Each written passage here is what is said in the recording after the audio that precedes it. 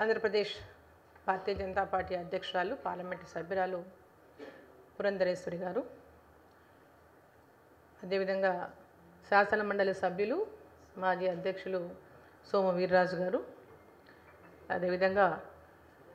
SC Morcha అధ్యక్షులు దేవానంద్ గారు, మహిళా మోర్చా అధ్యక్షురాలు దయాకర్ గారు, అయ్యాజీ గారు, విల్సన్ గారు, మరి ఇక్కడ ఉన్నటువంటి వివిధ హోదాల్లో ఉన్నటువంటి కార్యకర్తలు, నాయకులు, మీడియా మిత్రులు అందరికీ నా యొక్క నమస్కారం. అంబేద్కర్ గారి యొక్క జయంతి వేడుకలు 13వ తేదీ అంటే రేపటి నుంచి 25వ తేదీ వరకు నిర్వహించాలని జాతీయ పార్టీ ఇచ్చినటువంటి కార్యక్రమంలో భాగంగా,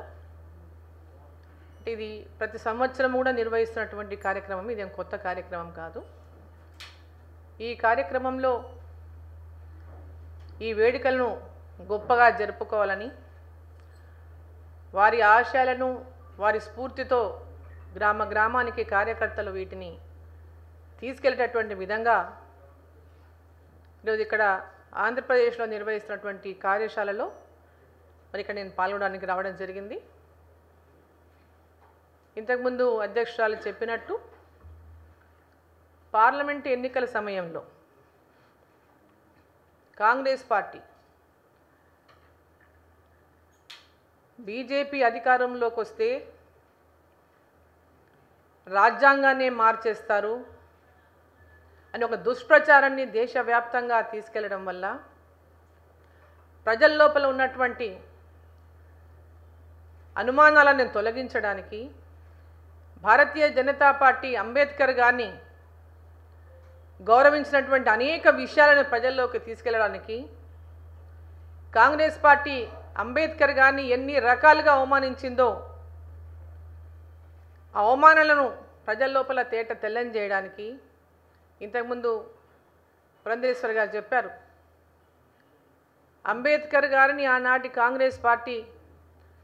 లోక్సభ ఎన్నికల్లో పోటీ చేస్తే ఓడించినారు. ఈవెన్ నెహ్రూ గారు కూడా వారు ఓడిపోవాలని చెప్పి కోరుకున్నారు, ఓడించాలని చెప్పి వారు కూడా ఆనాటి కాంగ్రెస్ వాళ్ళకి ఆదేశాలు ఇచ్చారు అంబేద్కర్ గారిని ఓడించాలని. అయినప్పటికీ కూడా అనేక అవమానాలను ఎదుర్కొని రాజ్యాంగాన్ని కూడా రాయడానికి వేరే అడ్వకేట్ని ఎంపిక చేసిన అందరి యొక్క దీని ప్రకారం రాజ్యాంగాన్ని మరి అంబేద్కర్ గారితోనే ఆనాడు రాయించాల్సినటువంటి పరిస్థితులు ఉన్నటువంటి నేపథ్యంలో వారి రాజ్యాంగాన్ని ఇవాళ కాంగ్రెస్ పార్టీ వారు రచించినటువంటి రాజ్యాంగాన్ని అనేక సార్లు తూట్లు పొడిచి కేవలం అధికారమే ఆశయంగా, అధికారమే లక్ష్యంగా, ఓట్లను పెంచుకోవడము, అధికారాన్ని తెచ్చుకోవడమే లక్ష్యంగా అనేక సార్లు రాజ్యాంగానికి తూట్లు పొడిచినటువంటి కాంగ్రెస్ పార్టీ భారతీయ జనతా పార్టీ పైన దుష్ప్రచారం చేస్తున్నటువంటి కాంగ్రెస్ పార్టీ వాళ్ళ భారత దేశంలో నరేంద్ర మోదీ గారు ప్రధానమంత్రి అయినాటి నుంచి నరేంద్ర మోదీ గారు అంబేద్కర్ గారి యొక్క ఆశయాలను ప్రజల యొక్క హితం కోసం, దేశం యొక్క హితం కోసం సవరణలు చేశారు అంటే దేశ ప్రజల హితం కోసం చేశారు, ఈ దేశం అభివృద్ధి కోసం చేశారు. మా పార్టీ యొక్క అధికారం కోసం ఏనాడు కూడా సవరణలు చేపట్టలేదు. ప్రజాహితం కోసం, దేశహితం కోసం చేసినటువంటి సవరణల పట్ల అపోలు సృష్టించి లబ్ధి పొందాలని ఏదైతే కాంగ్రెస్ పార్టీ ఎన్నికల ముందు ప్రయత్నం చేసిందో ప్రజలు ఇచ్చినటువంటి తీర్పే వారికి గుణపాఠం అని చెప్పి ఈ సందర్భంగా నేను తెలియజేస్తా ఉన్నాను. ఈరోజు నరేంద్ర మోదీ గారి యొక్క నాయకత్వంలో ఎన్డీఏ ప్రభుత్వం ఈ దేశంలో ఉన్నటువంటి అన్ని ప్రాంతాల అభివృద్ధి, అన్ని వర్గాల ప్రజల యొక్క అభివృద్ధి, దేశం యొక్క అభివృద్ధి ధ్యేయంగా ముందుకు పోతున్నటువంటి తరుణంలో అంబేద్కర్ గారి యొక్క జయంతి వేడుకల్లో అంబేద్కర్ గారి యొక్క స్ఫూర్తితో కార్యకర్తలంతా కూడా గ్రామ గ్రామాల్లో ఆ స్ఫూర్తిని నింపుకొని వారి లక్ష్యాన్ని సమాజంలోని అన్ని వర్గాలకు న్యాయం జరిగే విధంగా, సమన్యాయం జరిగే విధంగా వారు రచించినటువంటి రాజ్యాంగం ద్వారా పొందుతున్నటువంటి ఫలాలను,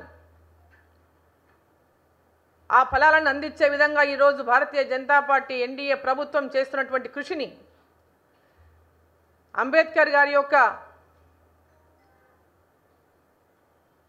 వారి యొక్క స్ఫూర్తిని నింపుకొని ముందుకు పోతున్నటువంటి తరుణంలో మరి కార్యశాలలో కార్యకర్తలకంతా కూడా దిశానిర్దేశం చేస్తూ వీరిని క్షేత్రస్థాయి వరకు కూడా భారతీయ జనతా పార్టీ యొక్క లక్ష్యాన్ని, అంబేద్కర్ గారి యొక్క స్ఫూర్తిని ప్రతి ఒక్కరికి కూడా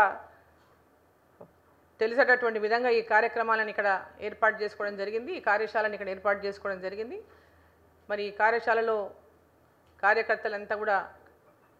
మరి ఈ స్ఫూర్తిని నింపుకొని గ్రామ గ్రామానికి వెళ్ళి ఈ ప్రోగ్రామ్ని నిర్వహిస్తారు. వచ్చే అంటే 25th వరకు ఉంటుంది ఈరోజు. రేపటి నుంచి రేపు సాయంత్రం అంబేద్కర్ గారి యొక్క విగ్రహాలను శుద్ధి చేసి శుభ్రపరిచి అక్కడ దీపారాధనలు చేసి,